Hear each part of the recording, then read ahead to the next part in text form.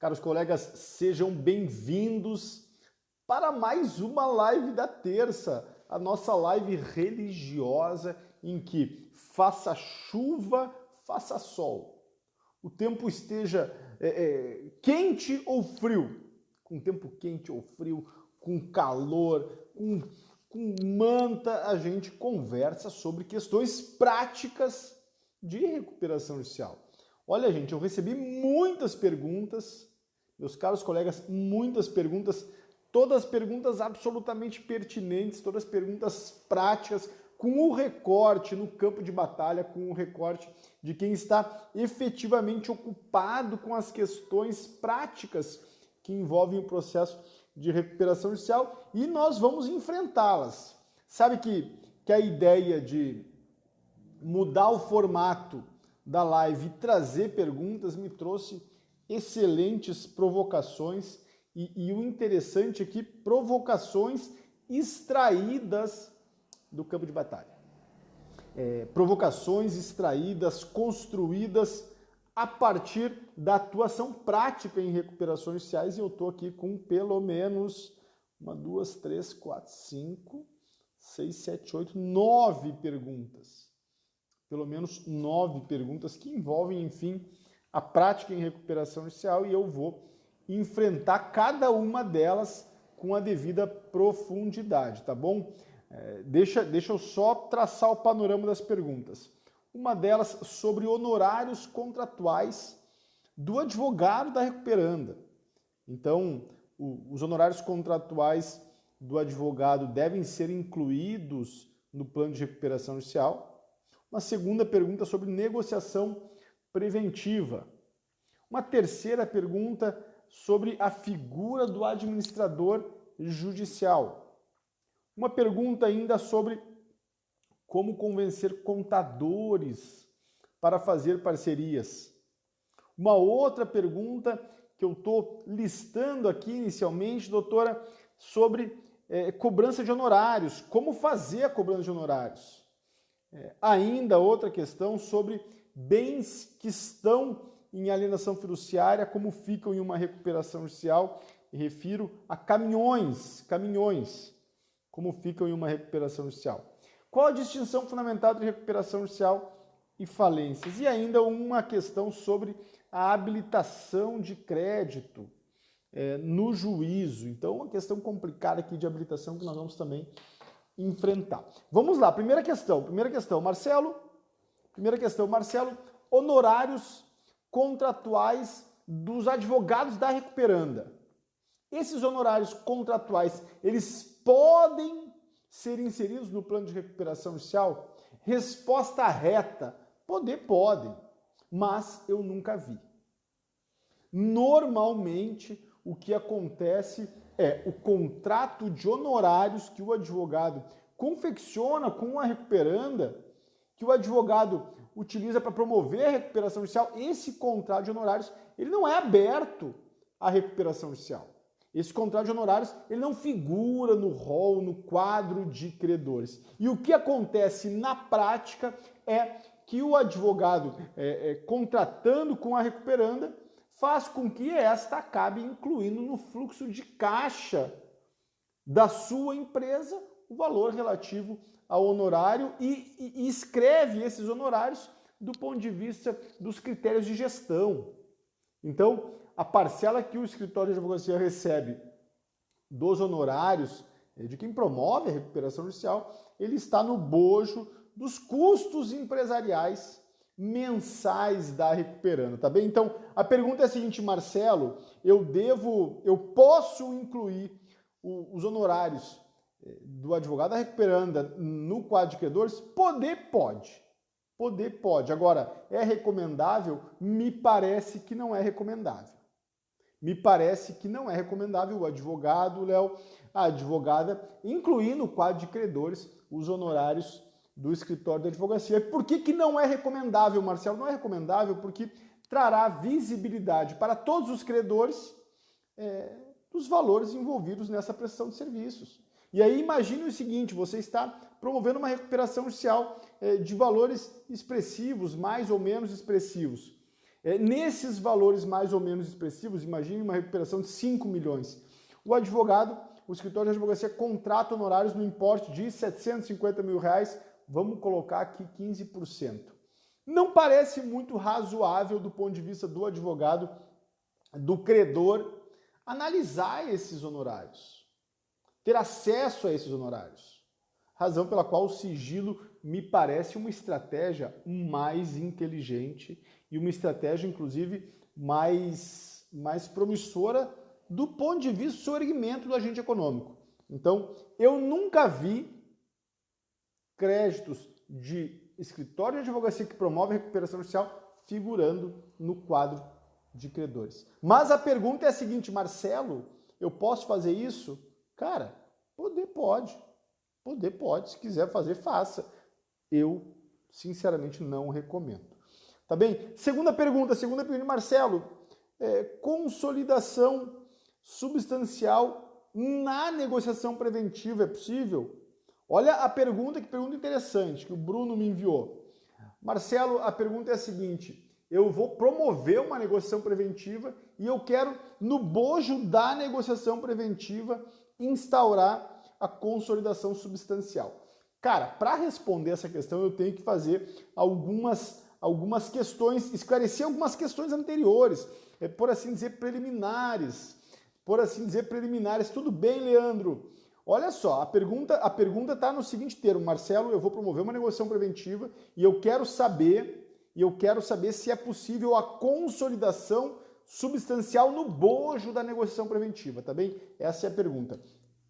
Fausto, olha só, o que é negociação preventiva? A negociação preventiva está prevista no artigo 20b, a gente já sabe de cor, artigo 20b, inciso 4º, parágrafo 1º, ou parágrafo único, vamos ver se é parágrafo 1º ou parágrafo único. O que importa é o seguinte, negociação preventiva é um nome que nós, advogados e advogadas que discutimos no colegiado empresarial, que transitamos por aqui também cotidianamente, é o nome que nós atribuímos à possibilidade oferecida pela Lei 11.101 para suspender as dívidas e buscar, de modo anterior à recuperação judicial, uma pactuação entre os credores. É isso a negociação preventiva.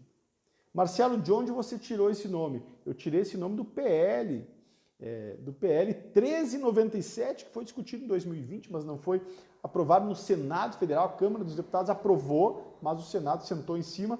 E nesse PL previa negociação preventiva como um capítulo à parte para evitar uma avalanche de recuperações judiciais e falências. Então, a ideia do legislador nesse PL era o seguinte, vamos criar um procedimento anterior à recuperação judicial, em que basta o agente ser legitimado para ingressar em recuperação judicial, que ele pede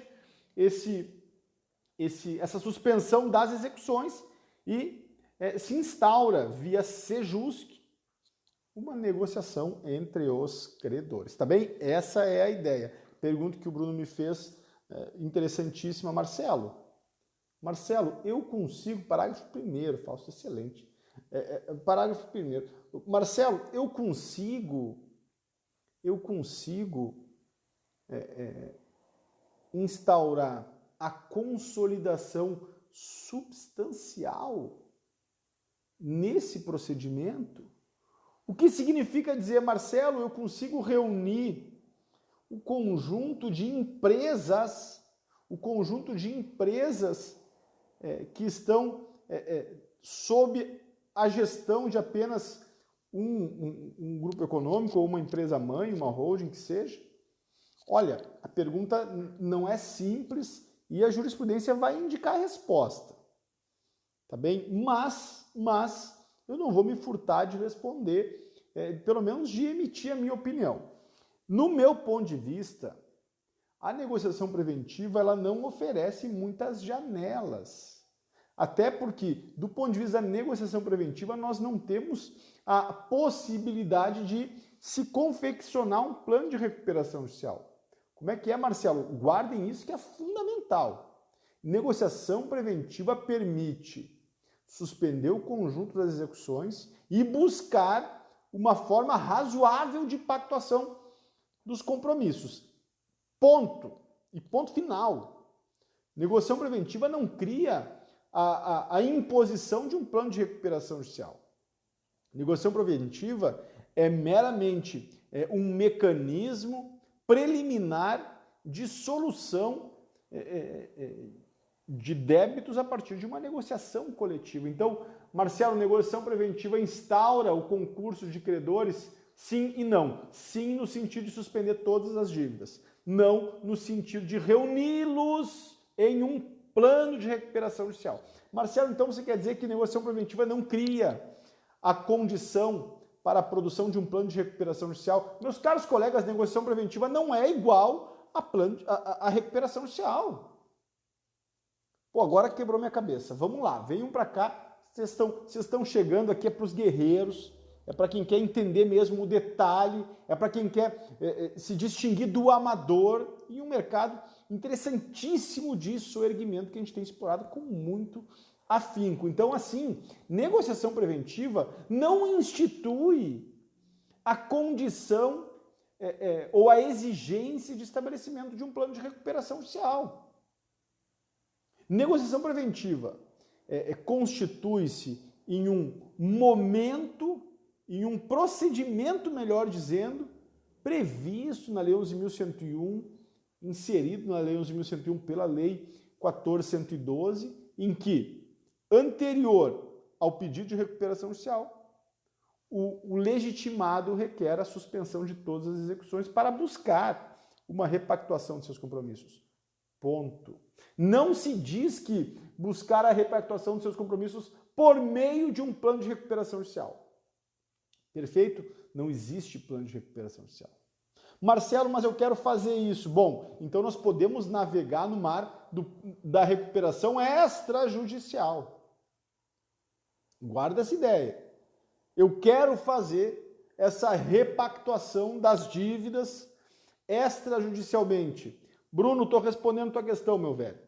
Então, se eu quero resolver através de um plano que unifique os compromissos, se eu tenho a intenção de resolver essas questões através de um plano, essas dívidas de várias empresas, através de um plano, nós estamos falando de um plano de recuperação extrajudicial. É possível, portanto, um plano de recuperação extrajudicial, nesse caso? Me parece que sim. Agora, não é razoável, em sede de negociação preventiva, em sede de um procedimento anterior ao pedido de recuperação judicial, no qual se pretende repactuar os compromissos de acordo com as exigências e condições da empresa, mas que reúne os credores, reúne para negociar, não reúne no plano de recuperação. Não me parece razoável, em sede de negociação preventiva, pleitear a consolidação substancial. Tá bem? Se eu tenho a pretensão de estabelecer a consolidação substancial, parênteses, que não é parênteses, é parênteses, consolidação substancial é a reunião de diversos agentes econômicos em um só processo de recuperação com um único plano de recuperação judicial. Uma série de exigências para que o juízo assim o faça, mas é possível. Grupo econômico, em regra, ele exige, ele depõe no sentido de que se reconheça a consolidação substancial. E a pergunta é, consolidação substancial em negociação preventiva? Não me parece ter essa possibilidade. Por quê? Porque negociação preventiva, como eu já disse, é um procedimento anterior à recuperação judicial e que por vezes, torna a recuperação judicial desnecessária, mas a negociação preventiva não estabelece a imposição de um plano de recuperação judicial, tá bom? Vamos lá. Então, não sei, Bruno, se eu respondi, mas é mais ou menos por aí. A gente pode seguir conversando depois do colegiado mais sobre isso. Muitas perguntas interessantíssimas, meus caros colegas. Se tiverem mais perguntas, joguem aqui também, que vai ser um imenso prazer trocar figurinhas sobre recuperação judicial. Então, olha só, o Ramires me fez algumas perguntas muito provocadoras, muito interessantes, não sei se ele está por aí já, mas vamos lá, vamos nelas. Marcelo, olha só a pergunta dele, a Amanda chegou aqui capaz de ela querer responder comigo, mas aí não sei se ela vai ter pique hoje, Amanda. Vamos lá, olha só. Marcelo, como ser administrador judicial? Olha que pergunta. Marcelo, como ser, enfim, administrador judicial? A pergunta provocativa, e eu vou responder com brevidade, mas eu não vou me furtar de abordar as questões que me parecem mais fundamentais. Como ser administrador judicial? Primeiro, se apresenta. Marcelo, isso é óbvio. Não é óbvio, não. Não é óbvio, não. Vejam comigo. A gente tem há mais de ano a reunião no colegiado empresarial. Há mais de ano. Tá bom? Pelo menos desde abril de 2020, então 1 ano e 3 meses, a gente tem reuniões regulares no colegiado empresarial. Todo sábado pela manhã, um compromisso que não é um compromisso, é uma satisfação. A gente conversa sobre questões práticas que envolvem recuperação judicial, que envolvem estratégias de soerguimento. E a gente discute estratégias de ingresso no mercado, a gente discute planos de recuperação judicial, a gente discute, enfim, muito sobre esse mercado extraordinário que eu reproduzo cotidianamente por aqui. Olha só. Como é que eu faço para atuar como administrador judicial? Eu falei, se apresenta, e aí alguém vai me dizer, Marcelo, isso é óbvio. Em algumas reuniões, eu perguntei, o que você fez para atuar como AJ? Você já foi conversar com o juízo? Você já sentou na frente do juiz e apresentou as suas qualificações? E aí o colega respira fundo, fica com o rosto meio avermelhado e, ainda não fiz isso, professor. Gente, se a ideia é atuar como administrador judicial, é fundamental se apresentar ao juízo que nomeia. A nomeação para atuação como administrador judicial é baseada fundamentalmente, primeiro, na qualificação profissional, advogado, contador, administrador, e segundo, além desse requisito, então, formação em direito, administração ou contabilidade, é baseado na confiança. E a confiança é um critério subjetivo, a confiança é algo que o juízo deposita na figura que vai conversar com ele. Tem alguns juízes que nem recebem mais, que buscam no cadastro do Tribunal de Justiça o administrador judicial, mas é possível, sim, conversar com o juiz, apresentar as qualificações, apresentar as competências e requerer a nomeação. Marcelo, é só chegar? Não é mais assim. Teve uma época, Elizabeth, que de fato era só se apresentar no cartório, que não haviam tantos profissionais com interesse em atuar como administrador judicial.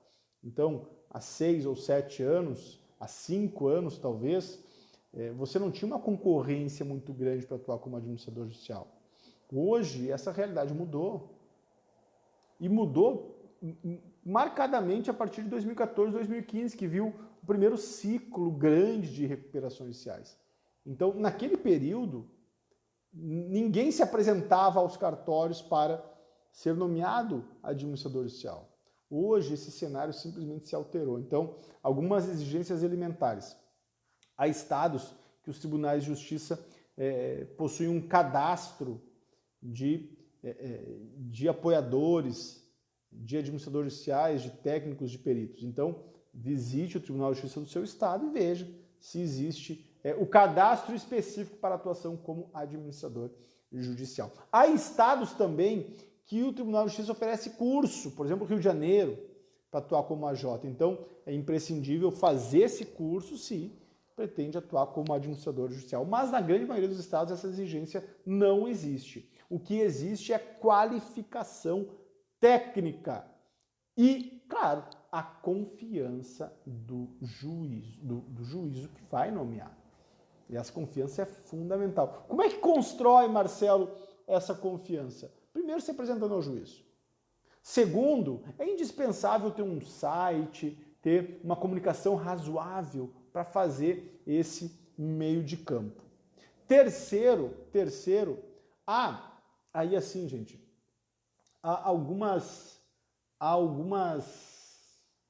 exigências, não sei se são exigências, mas assim, há alguns valores, valores, que vale a pena mencionar. Há alguns valores que se você pretende ter a confiança do juízo, vale a pena mencionar no seu currículo, vale a pena mencionar no portfólio que você deixará com o juízo, com o assessor do juízo. Tá bem? Isso a gente trabalha com muita profundidade em um módulo específico chamado entrando no mercado, entrando no campo de batalha. E de fato, é muito extenso esse tema, porque na realidade é importante marcar um horário, é importante nesse contexto de pandemia saber como o juízo está tratando essas questões, porque há juízes que estão absolutamente reservados em razão da pandemia, então não é recomendável pedir uma audiência ou pedir uma reunião com o juízo que está severamente ocupado ou preocupado com a questão do Covid. Então há uma série de cuidados que a gente deve ter para pedir essa apresentação, para realizar essa apresentação, mas eu recomendo que essa apresentação seja feita na medida das possibilidades pessoal. Então, eu não acho crível uma nomeação sem o juízo conhecer a figura que pretende atuar como administrador judicial. Eu não consigo imaginar a nomeação de alguém como administrador judicial sem que o juízo tenha privado em algum momento de um diálogo, de uma conversa, de uma entrevista com este profissional. Claro, se nós formos pensar em grandes cidades, é possível que isso aconteça, o juízo faça uma lista de interessados, tenha o portfólio e faça uma distribuição nessa nomeação. Aliás, quem mencionou essa alternativa, essa possibilidade, foi nada mais nada menos que o Dr. Daniel Carnio Costa, informando, dizendo como ele fazia essa nomeação. Ele tinha uma gaveta com os currículos e variava na nomeação conforme as possibilidades e aí com um tom aí de objetividade, sem muito entrar no mérito individual, pelo que eu compreendi. Agora, normalmente em comarcas médias, em comarcas pequenas, em comarcas um pouco maiores também, o juízo nomeia depois que conhece. O juízo nomeia depois que conversou e construiu uma relação mínima de confiabilidade, razão pela qual considero imprescindível fazer uma conversa com o juízo se a intenção for atuar como administrador judicial. Por que, Marcelo? Porque nós estamos falando de uma atribuição fundamentalmente de confiança. Confiança. E nesse sentido, me parece que um juízo que não conhece um sujeito terá dificuldades de confiar. Se eu não conheço o sujeito, eu teria dificuldade em confiar nesse sujeito, porque eu não conheço, nunca vi. Tá bem? Então, algumas comarcas, me digam se faz sentido para vocês isso, se vocês concordam com isso. Me deem um ok aqui. Faz sentido para vocês? Essa questão? Eu só consigo imaginar um sujeito nomeando se confiar. Me digam se isso bate, como é que bate em vocês essa informação, se vocês julgam correta, equivocada. Eu tenho curiosidade mesmo de saber, gente, porque essa é uma questão quentíssima, quentíssima. E eu vou além. Eu nunca vi, Leandro, e assim, eu vou ser bem honesto com vocês, eu nunca vi nomeação sem conhecer. Eu nunca vi.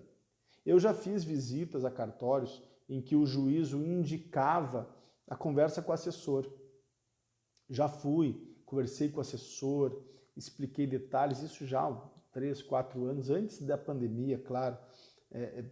E assim, conversei com o assessor, tive bons diálogos com o assessor, mas não houve nomeação. Então, guardem essa ideia. Assim, conversa com o assessor, depois o assessor me passa. Não passa. Não passa. Por quê? Porque a conversa é pessoal. Então, foi numa comarca, marcou uma reunião com o juízo às 17 horas. O juízo o juízo marcou às 17 horas, não tem condições de atender, mas disse para conversar com o assessor. Cara, pergunta para o doutor quando ele pode atender. Não tem problema nenhum. Olha, doutor, não tem problema, eu entendo a sua agenda atribulada mesmo, com esse contexto de pandemia, a agenda ficou ainda mais atribulada. Quando que o doutor tem 10 ou 15 minutos para me atender? Tá bem? Faça isso, faça isso. Aí, se o juízo marcou um horário, não pôde, peça outro horário. Ele vai entender o seu interesse e vai entrar em contato e você vai sim conversar com o juízo. Porque se não conversar com o juízo, é difícil o juízo nomear. Então sugiro demais que faça isso. Olha só, Vitor, pela minha experiência à época, acabou me nomeando após uma conversa. Perfeito, Vitor, perfeito. Após exatamente a experiência, deixou o portfólio e acabou nomeando em uma conversa. Eu, chegando numa cidade, a 500 quilômetros da cidade em que eu vivia e que tinha alguma credibilidade, alguma experiência, o pessoal já me conhecia, eu também tive essa oportunidade. Eu cheguei, me apresentei no cartório, disse que queria atuar como administrador judicial e uma falência que há um bom tempo não estava sendo bem conduzida, foi me colocada no colo. Então, doutor, se o senhor resolver essa falência, a gente pode começar o trabalho. 2 meses depois, com a falência bem encaminhada, eu fui nomeado em uma recuperação judicial. Mas vê bem, um teste primeiro. É muito provável que quem pretenda atuar como administrador judicial em recuperações judiciais atue em falências e, enfim, é do jogo. É do jogo. Quem espera que só vem coisa maravilhosa, bom, aí sai da Disneylândia. Não é Disney, nós não estamos na Disneylândia. Então, vamos devagar, né, gente? A gente só vai pegar recuperações grandes se auxiliar em recuperações ou falências menores.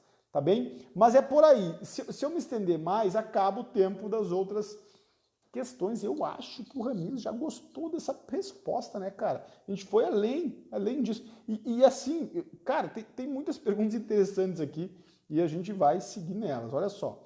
A pergunta seguinte. Marcelo, como convencer... Olha que pergunta capciosa. Que pergunta capciosa. E foi essa pergunta que a gente explorou durante 1h30 no colegiado no último sábado. Olha essa, Leandro. Pergunta que eu recebi do Ramires. Marcelo, como convencer contadores a fazer parceria?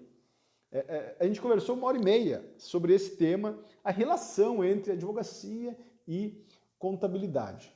Então, assim, só para registrar assim, ó, eu sei que é advocacia, eu sei disso, tá? Mas sai rápido, né? Sai rápido, e aí é um probleminha, né?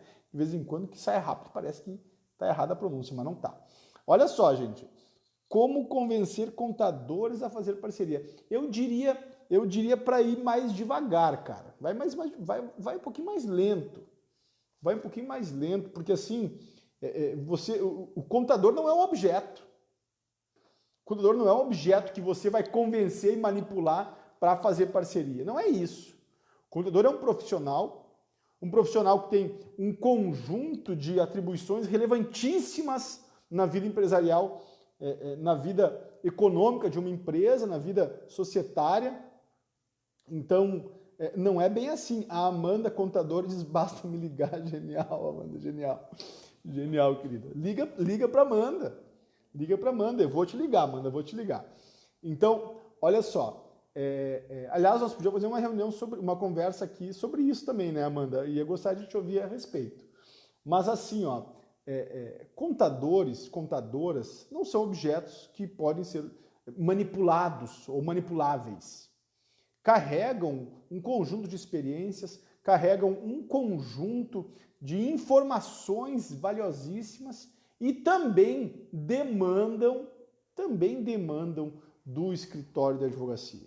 Também demandam de advogados, de advogadas, especialmente especialistas em direito empresarial.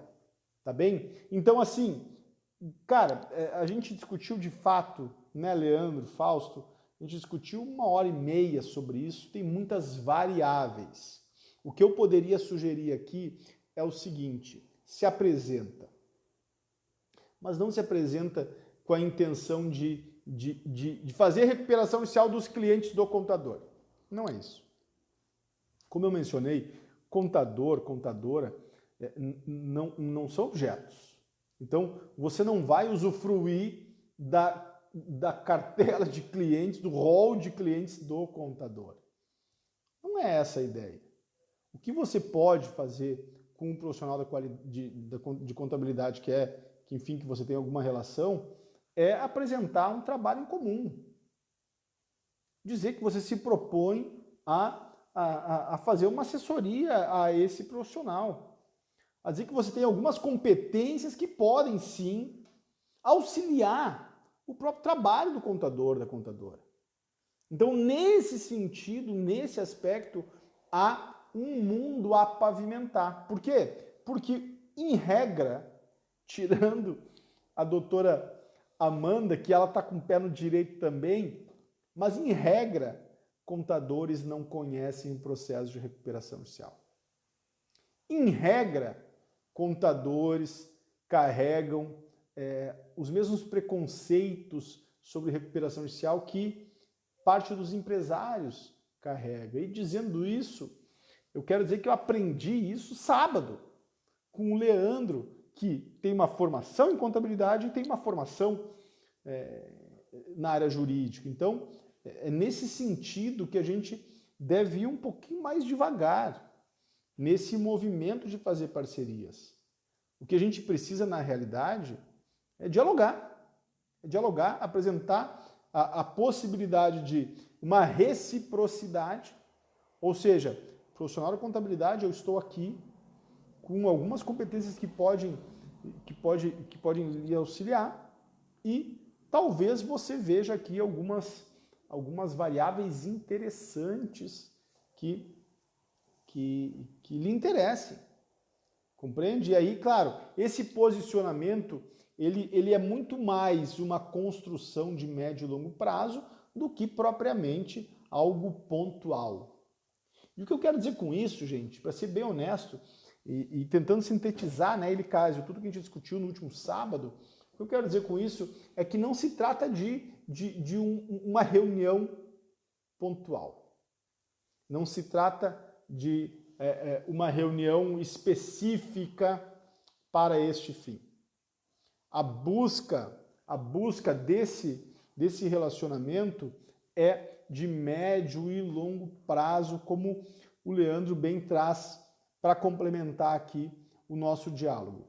A busca diz respeito, em última análise, a um processo, a uma relação que pretende ser de longo prazo. Então, claro, você deve dar o primeiro passo, você deve entrar em contato, você deve, enfim, apresentar suas qualificações e buscar compreender o que o contador, a contadora compreende por recuperação judicial, apresentando especialmente os benefícios potenciais. Perfeito, fechamos, estamos juntos. Agora, primeiro passo. Esse é o primeiro passo. Depois do primeiro passo, você deve dar o segundo passo, terceiro passo, quarto passo, quinto passo. Imaginem um casamento, imaginem um namoro. O namoro começa com uma conversa. O namoro começa com um convite ao cinema, um convite para jantar. O namoro começa assim. Você não começa um casamento na primeira oportunidade convidando a moça para casar. Isso não faz nenhum sentido.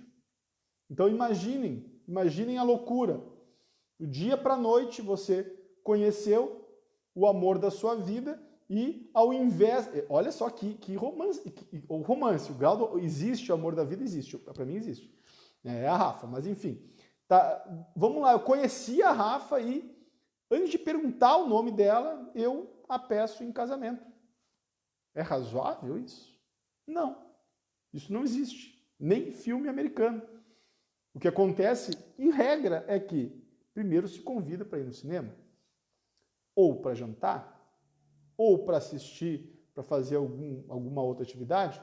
Em um segundo momento se convida para ir a um bar. Em um terceiro momento se convida, enfim, em um processo até que culmina no casamento. Então, guardadas as devidas proporções, e guardem as proporções, meus queridos colegas, mas guardadas as devidas proporções, é mais ou menos isso que acontece. Você não vai, no primeiro diálogo com o contador, dizer para o contador ou perguntar para o contador quais são os clientes que estão em dificuldades para a gente promover a recuperação judicial. Se você fizer isso, você estará simplesmente pedindo alguém que você não conhece ainda em casamento. E essa pessoa provavelmente vai pensar que você talvez tenha alguns problemas mentais. Agora, você pode fazer essa aproximação e progressivamente, através de uma lógica de reciprocidade, alcançar ao contador alguns benefícios importantes do processo de recuperação judicial que vão fazer o contador olhar para você com outros olhos. Até que em algum momento ele vai dizer, interessante a recuperação judicial. Agora sim, eu não vou muito além, porque por aqui a gente já entende a resposta central, já compreendemos que é um processo. Eu só vou assinalar mais uma questão. E eu quero saber se está fazendo sentido para vocês isso. Está fazendo sentido? Está legal? Tem lógica isso? Essa analogia com namoro, com casamento, ela disse alguma coisa para vocês? Ela apavorou alguns aqui? Ela brilhou os olhos de outros? Me contem aí e eu vou fazer, e eu vou além. Eu quero só assinalar mais uma questão sobre isso. Mais uma questão sobre isso que é a seguinte. Vocês têm o desafio, a obrigação, o dever. Vocês têm o desafio, a obrigação, o dever. Vocês têm a missão de, nesse aspecto, nesse quesito, vocês têm a obrigação de enfrentar as objeções do contador. O contador que não conhece recuperação judicial tem a falsa percepção de que recuperação judicial é igual à falência. O contador que não conhece recuperação judicial, que nunca viu esse processo, pensa que recuperação judicial carrega um risco imenso. Então, o que se tem que fazer, e guardem isso, que eu acho que essa sacada tem que ser mais explorada. O número de recuperações judiciais no primeiro semestre não foi maior em razão disso. Marcelo, explica melhor isso. O que eu estou querendo dizer é que o número de recuperações judiciais no Brasil não foi ainda maior porque a gente não sabe, do ponto de vista coletivo, enfrentar as objeções que os clientes possuem. E eu tenho afirmado já há muito tempo, e quero saber se vocês estão fazendo isso também. Se não estão fazendo, comecem a fazer. Eu tenho enfrentado já há um bom tempo, tenho sustentado há um bom tempo que recuperação judicial, anotem aí, compreende um risco à empresa zero. Não existe risco no processo de recuperação judicial. Recuperação judicial não envolve qualquer risco do ponto de vista do agente econômico. Eu tenho sustentado isso, e vejam bem, sustentado isso com absoluta integridade. Existe integridade plena no que eu estou aqui afirmando. Não tem risco um processo de recuperação judicial. E por que não tem risco? Porque se a recuperação judicial for conduzida no sentido de repactuar os compromissos e adimpli-los no médio e longo prazo, o risco da recuperação judicial é zero. Agora sim, qual é o risco?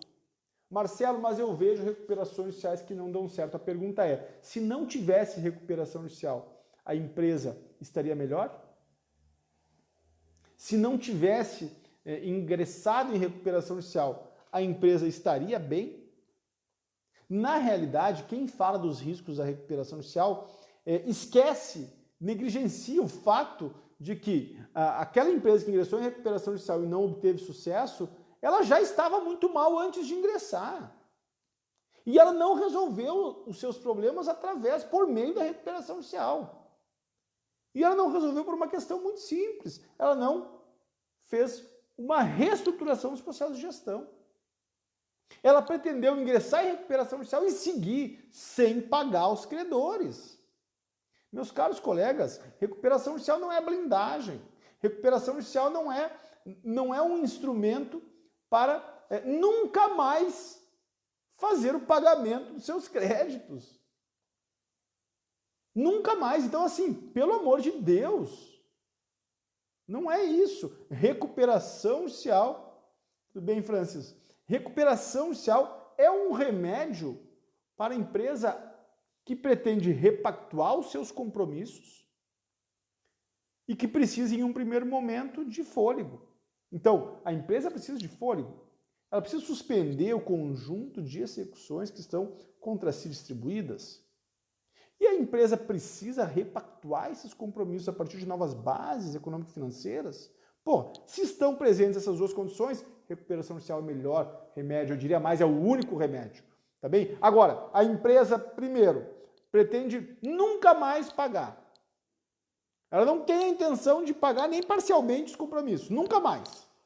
E segundo, a empresa não pretende operar com seriedade a partir de princípios elementares de governança, a partir de uma transparência como um vetor essencial da administração. Porra, se ela não pretende fazer isso, é óbvio que ela não vai se recuperar. Agora, vamos combinar, não tem nada a ver com recuperação judicial. Vamos só combinar isso. O problema não é a recuperação judicial, o problema é a má-fé do empresário. E a má-fé do empresário ela vai se corporificar, seja na recuperação judicial, seja fora da recuperação judicial, porque é má-fé. Não tem nada a ver com recuperação judicial. Tá bem? Então, assim, recuperação judicial, voltando à pergunta, envolve algum risco? Responda para o contador, meu caro colega. Risco zero. Não tem risco nenhum. Por quê? Porque se a empresa for honesta e buscar suspender as suas dívidas e repactuar seus compromissos, ela não vai ter a falência decretada.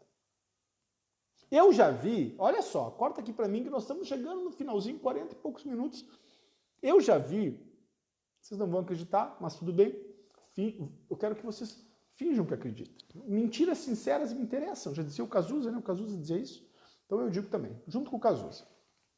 Olha só, eu vi uma Assembleia de Credores em que os credores nunca foram provocados pela recuperanda para negociar, nunca. Não tiveram nenhum contato. O advogado da recuperanda simplesmente entrou em recuperação judicial e os credores não foram contatados nenhuma vez. Chegaram na Assembleia e nem conheciam o advogado da recuperanda. O advogado da recuperanda nem sabia o que fazer. Chegou na Assembleia. Olha se é crível isso. Olha só. Olha se é crível. Olha só. Se dá para acreditar, tô louco para conversar aqui, Francis, eu já vou responder isso. Vai escrevendo, mano, vai escrevendo. O advogado da recuperanda não conhecia nenhum credor. Chegou numa assembleia que foi aprazada depois de mais de ano da recuperação em andamento. Não sabia apresentar o plano. Chegou sozinho. Não sabia que tinha que organizar a apresentação do plano. Simplesmente ficou sentado entre os credores e a gente chamou. Olha, quem é que é o advogado recuperando aqui? Vem aqui. Teu lugar está aqui no canto. E o cara sentou. Eu sei que vocês não vão acreditar nisso, então eu fico até constrangido em contar essas histórias porque parece que é ficção. O cara chegou, leu 20 folhas de plano, leu todo o plano, da primeira linha à última. Quem conhece um plano de recuperação judicial, mesmo que seja de empresa média, 7 milhões, 8 milhões, 9 milhões, no caso era por aí 7 a 10 milhões, quem conhece recuperações judiciais sabe que o plano é muito detalhado, né? Sabe que o plano... Porra, o plano tem detalhes ali que não tem por que ler, porque lê a história da empresa, não tem sentido. Né? Tem que se apresentar para os credores a condição de pagamento, ponto, não é isso? Faz uma conversa sobre a história da empresa, explica de cabeça, ó, a empresa foi criada tal época, o objetivo é esse, aquela história toda, e tchau. Vai para as condições de pagamento, que é o que os credores querem ouvir. E o camarada leu 20 folhas, 20 e poucas folhas, uma coisa assim, vergonhosa, trágica, e acabou, leu no corpo da leitura convencional, imaginem isso, leu as condições de pagamento como se estivesse falando de nada, acabou e passou a palavra para a gente olhou para os credores, a gente como administrador judicial, olhou para os credores, tá, vocês querem aprovar ou não? Vamos para a votação.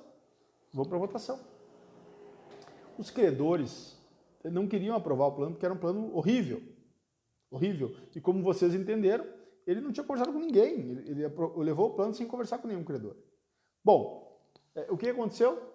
Os credores pediram 15 minutos, saíram, isso era uma assembleia, num fórum, no salão de júri do fórum, uma cidade do interior. Os credores saíram da sala, saíram da sala de júri, voltaram 5, 10, 15 minutos depois, perguntaram para o advogado quanto tempo ele queria, olha se acredita se é real isso, quanto tempo ele queria para apresentar um outro plano. O advogado surpreendeu, disse, como assim? Está aqui o plano. Não, quanto tempo você quer para apresentar um plano? Bom, 60 dias? Tá bom, vamos te dar 60 dias. Então, o advogado que nem esperava isso, ganhou 60 dias. E aí, assim, quem faz a recuperação judicial, pense que mamão com açúcar que deram para esse advogado. 60 dias para o cara, para ele apresentar outro plano e o maior credor, que tinha de fato a recuperação na mão, credor com garantia real, grande credor de recuperação, ainda pediu para constar em ata o contato pessoal dele. Ah, não. Como é que é? O maior credor, o advogado maior credor, disse, olha, e eu quero que faça constar em ata o meu contato, porque eu quero conversar com o advogado e achar um bom termo para essa recuperação judicial. Então, depois disso, o advogado teve a assembleia suspensa, que ele não esperava que ia acontecer, e teve 60 dias para apresentar um plano compatível com a mínima expectativa dos credores. Marcelo, por que você contou essa história? Porque não tem risco de recuperação judicial. Credor algum quer a falência, ninguém quer a falência. Agora, credor também quer receber em algum momento. Então, joga com essas variáveis.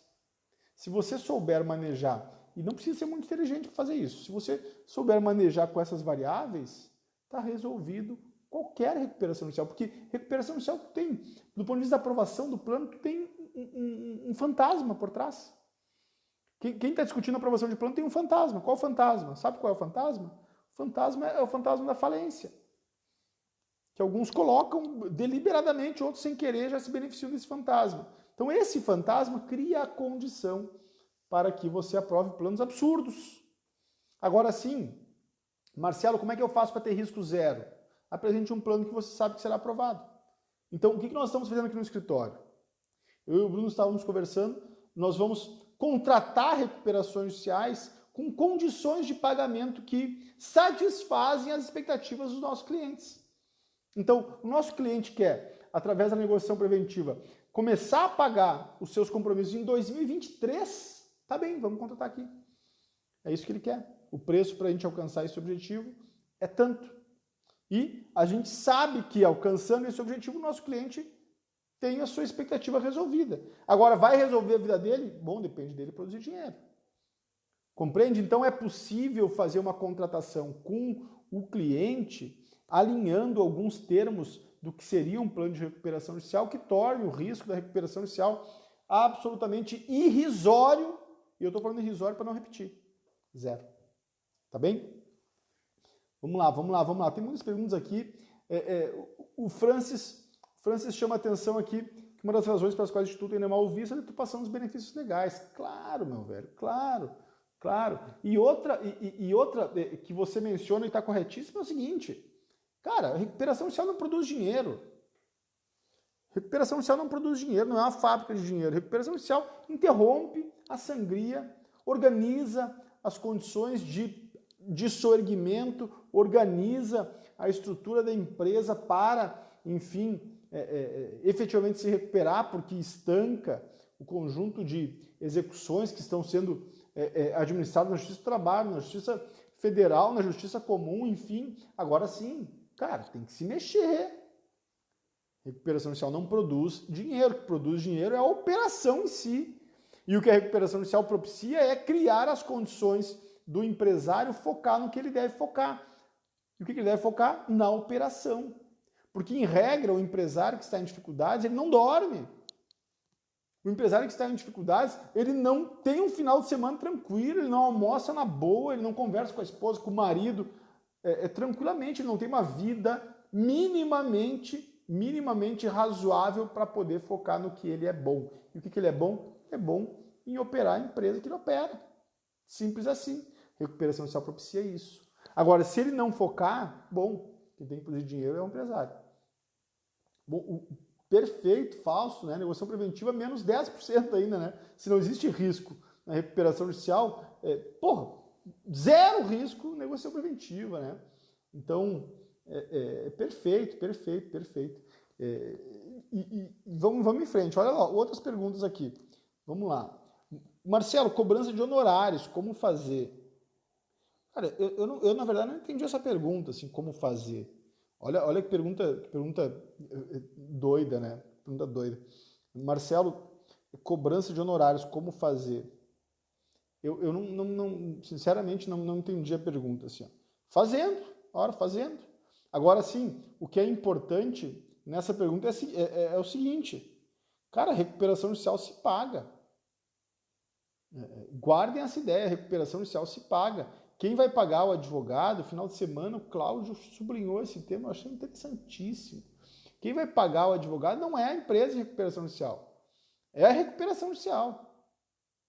Então, como é que é, Marcelo? Eu vou só dar um exemplo aqui para a gente seguir nas questões, tá bom? Até porque o tempo está voando, né, gente? Olha só, quem paga os honorários do advogado é a própria recuperação judicial. Eu vou dar um exemplo bem simples. Eu vou promover uma recuperação judicial de uma empresa cujo passivo, para ficar simples, né, a matemática, seria 5 milhões. Por exemplo que eu dei antes, 5 milhões. A empresa deve 5 milhões. Bom, eu faço um contrato de 15%. 15%, tá bom? 15% de 5 milhões, quanto é que é? 10%, 500 mil. Então, 7 milhões e 750 mil reais. Fechou a matemática?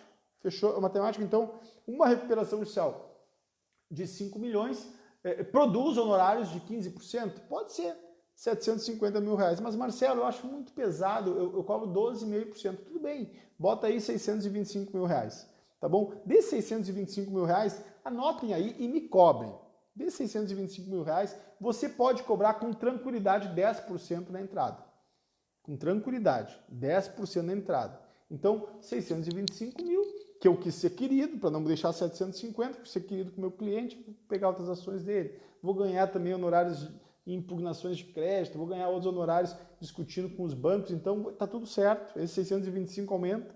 Então, eu vou segurar 625 para fechar o contrato. 10% recebeu na entrada, na distribuição da petição inicial. Isso significa 62 mil reais na entrada. Isso não são honorários que vale a pena desprezar, né? Dá para o cara trocar os pneus do carro, da caminhonete, dá para o cara fazer isso. Então, vamos lá. 62 mil reais. Puf. Como é que argumenta? Meus caros colegas, isso é um benefício para o cliente de 5 milhões. O cliente que deve 5 milhões e que pretende, que está em dificuldades, ele tem vencido ou a vencer 5 milhões. O cara que tem 5 milhões nas costas, o cara que tem 5 milhões em execuções distribuídas ou que estão sendo distribuídas e que estão com os protestos chegando no escritório da empresa, você me entendeu? Esse camarada, ele precisa interromper essas execuções. Esse camarada, ele não tem 5 milhões. O que ele não tem é o valor integral para pagar todas essas dívidas, razão pela qual ele precisa de recuperação judicial. Agora o camarada produz dinheiro. Até porque se ele não produz, você não precisa ser advogado dele. Então, vale para esse camarada, quando eu digo vale, eu me refiro a termos financeiros. Vale para esse camarada fazer um contrato de 625 mil reais para suspender 5 milhões e para reorganizar o pagamento desses 5 milhões. Vale para esse camarada uma entrada de 62 mil reais. Vale. Para ele vale a pena isso. Por quê? Porque ele sabe do benefício. E melhor, ele sabe como ninguém do benefício que é a suspensão de todas as execuções que envolvem um valor total de 5 milhões. Mas ele sabe que vale ouro o tempo que ele vai ter para reorganizar a sua vida profissional, a vida da sua empresa. Ele sabe disso. Que ele vai poder dormir tranquilo, que ele vai poder planejar o seu erguimento, que ele vai eventualmente fazer uma reordenação nos processos de gestão, que ele vai eventualmente contratar um suporte que altere algumas questões importantes na sua empresa. Ou seja, esse prazo, chamado de stay period pela doutrina, suspensão das execuções de 180 renováveis por mais 180, isso significa na cabeça do cliente algo chamado oxigênio. Ele sabe que vale. Mas, Marcelo, você disse que a recuperação judicial iria se pagar. Claro, pense bem, se você fazer um plano de recuperação judicial com um deságio de 30%, econômico, eu estou sendo doce. Lá no colegiado empresarial a gente tem discutido plano de recuperação judicial de 70%, 80%. Existem planos de recuperação judicial sendo aprovados com deságio de 60%. O deságio médio é 40 e poucos por cento, 48%, se eu não estou enganado, no Tribunal de Justiça de São Paulo. Então, assim, falar em deságio de 30% é presente. É presente. Então, dizendo isso, se você tiver, Basílio, meu velho, tudo bom? Se você tiver um deságio de 30%, você está falando que uma dívida de 5 milhões foi transformada em uma dívida de 3 milhões e 500 mil. Confere a matemática? Confere, né? Confere. Porra, então, desse 1,5 milhão que foi deduzido, você tem 625 mil. Não é verdade que a recuperação judicial se paga. Ou seja, o cliente economizou ainda pelo menos 875 mil, se a minha matemática está correta. Também, então, a recuperação de fato se paga. E isso deve ficar muito claro do ponto de vista da contratação. Marcelo, tem alguma dica sobre isso? Eu sugiro que vocês, na contratação, também incluam uma cláusula com relação a esse deságio no plano.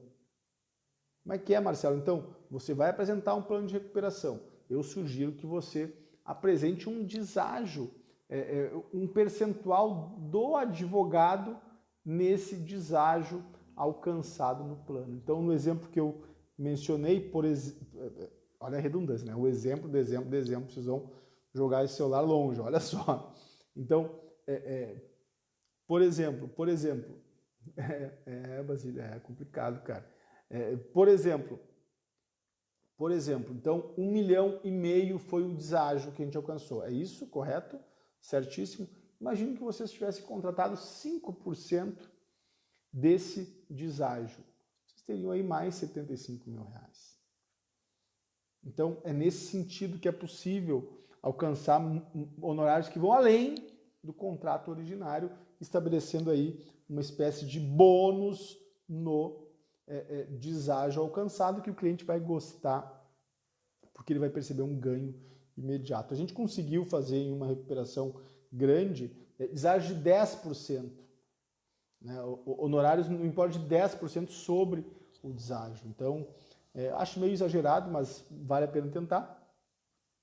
Agora 5% tranquilo, 5% mamão com açúcar. Tá bom? Então, gente, olha só, tem mais perguntas aqui. Vamos mexer, vamos ver aqui. Tá, mais uma. Olha só a última de hoje. A pergunta é a seguinte, Marcelo, eu tenho uma frota de caminhões, olha só, a maioria sob contrato de financiamento, e eles sofrem a recuperação judicial. Cara, essa pergunta, eu preciso de mais informações. Tá? Então eu vou trabalhar com algumas hipóteses. A pergunta é a seguinte, Marcelo, eu tenho uma frota de caminhões, a maioria sob contrato de financiamento, eles sofrem recuperação judicial. Eu vou trabalhar com a hipótese que esses caminhões estão financiados através de contratos de alienação fiduciária, que é, na verdade, a regra desse tipo de financiamento, tá bom? Então, talvez alguém não saiba, alienação fiduciária é um crédito no qual não se submete à recuperação judicial. Então está lá no artigo 49, parágrafo 3º. É um crédito excluído dos efeitos da recuperação judicial. Por que, Marcelo, que é excluído? Imensa discussão, podemos ficar até amanhã explorando por que ele é excluído, mas o fato que é excluído. A justificativa é razoável, viu? É razoável. E tem até uma história por trás, mas enfim, uma história do ponto de vista do interesse dos agentes financeiros, na discussão da Lei 11.101. Mas, gente, nós vamos até amanhã nessa parada, então eu vou resumir. Então eu vou trabalhar com a hipótese de que se trata de contrato de alienação fiduciária, tá bom? E contrato decorrente, e contrato que tem como garantia a alienação fiduciária não submete aos efeitos da recuperação judicial, ok? Fechou, passamos a régua. Tá bem, o que acontece? Nesse caso, depende da situação. Se for tratado como bens essenciais ao seu erguimento, no contexto do processamento da recuperação judicial, esses bens estão protegidos pelo processo. Existe aí uma espécie de blindagem no processo de recuperação judicial por constituírem-se em bens essenciais, tá bem? Então, sim, blindagem mesmo, blindagem. O juiz não libera para a consolidação da propriedade fiduciária. Exatamente isso, interrompe o procedimento de consolidação da propriedade fiduciária. Exato, exatamente isso, tá bom? Então, se forem bens essenciais. Se não forem, a conversa muda. Agora o que é fundamental ter em vista aqui? O crédito que não se submete, ele... e claro, você sempre pode tentar trazer ele para a recuperação judicial. Se alguém disser que eu falei isso, eu vou dizer que é mentira. Não pode, pode. Então, o advogado da recuperanda pode trazer ele para a recuperação judicial? Pode. O credor que reclame. Mas aí é outra conversa. E se alguém disser que eu falei isso, eu vou dizer, eu não falei. Enfim. Olha só. Nesse caso, então, levando adiante a conversa, levando adiante a questão. Marcelo, o que acontece? Se o bem for essencial durante a recuperação judicial, segura, mas após a aprovação do plano de recuperação judicial, o bem pode sim sofrer a execução. A empresa pode sofrer a execução patrimonial porque o bem, de fato, não integra o patrimônio da empresa, tá bem? Essa é a primeira coisa. Então, a segunda é, se não for bem essencial, a empresa pode ter que dispor desses bens. Agora, qual é a dica, qual é a sugestão que eu costumo dar nesse caso? Nesse caso, você deve, tão logo ingressou em recuperação judicial, se nós estamos tratando de bens essenciais, você deve sim buscar uma negociação com esse credor fiduciário. E eu vou explicar a razão. O credor fiduciário não quer o bem. O credor fiduciário não tem interesse em reaver esse bem. Ele sabe que terá imensas dificuldades em reaver esse bem. Ele sabe que o bem voltará cheio de problemas. E não é o objeto social do credor fiduciário, é a administração desses bens, o que ele quer é dinheiro. Então, tão logo ingresse em recuperação judicial, eu sugiro que, na própria petição inicial, faça o requerimento ao juízo, solicitando que este reconheça a essencialidade dos bens, primeira coisa. Segunda coisa, sugiro que você, ato contínuo, dê início a tratativas negociais com esse credor fiduciário. Dê início a tratativas negociais visando resolver essa questão. E como é que você vai resolver? Você vai resolver no bojo dos processos em que está sendo executado por esse credor fiduciário. E você vai resolver através de uma negociação que resulte em uma pactuação com termo nos autos deste processo que está sendo executado, tá bem? Então, é fundamental fazer isso. Agora sim, você vai operar com 10 caminhões e a partir da recuperação judicial você percebeu que é desnecessário 10 caminhões, que você consegue operar com eficiência, com qualidade, com, por exemplo, 6 caminhões, comece a manejar esse tipo de alternativa, tá bem? Mas não trabalhe, não descuide, não trabalhe com a recuperação judicial descuidando desse crédito, tá bom? Tenha um olhar atento para esse crédito, porque esse crédito diz respeito a um bem essencial, tá bem? E há recuperações judiciais que são muito demoradas. Então, eu diariamente recebo notícias de recuperações judiciais que perduram anos, 2, 3, 4, 5, 6 anos. E aí, enquanto a Assembleia não apreciar o plano não for homologado, não surtir efeitos, de fato a recuperação segura os bens essenciais, mas há recuperações em que o processo anda rápido. A regra da Lei 11.101 é celeridade. Então, por favor, fiquem ligados nessa questão. Tá bem? Por último, uma última questão aqui, Marcelo. Cara, como é que eu separo recuperação judicial e falências?